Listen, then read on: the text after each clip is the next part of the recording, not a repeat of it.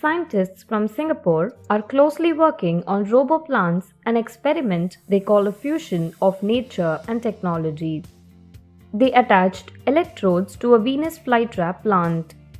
The electrodes are film-like and soft and fit tightly to the plant's surface. They are attached using a thermogel, which is liquid at low temperatures but turns into a gel at room temperature. These electrodes are capable of monitoring weak electrical pulses naturally emitted by plants. They then used remote control technology to trigger the Venus flytrap to snap its jaws shut at the push of a button through an app. In another experiment, one of the plant's jaw was attached to a robotic arm. The contraption was then made to pick up a piece of wire that is half a millimeter thick and catch a small falling object. The technology is still in its early stages of study.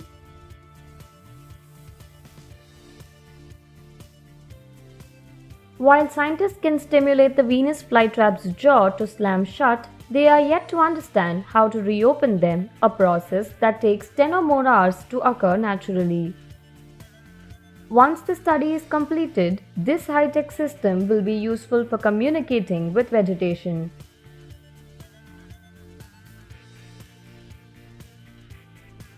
Plants can be controlled via a device and could tell farmers when they are hit by diseases.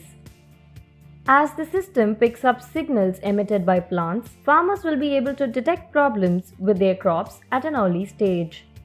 They may be able to find out when a disease is in progress even before full-blown symptoms appear on the crops.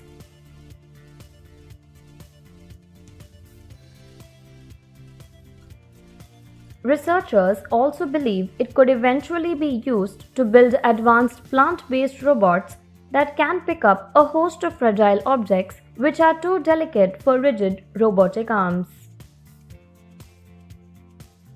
These signals will reflect the health status of the plants. So we hope to study the relationship of these signals and the environmental stresses, and hopefully this can instruct the agriculture practice.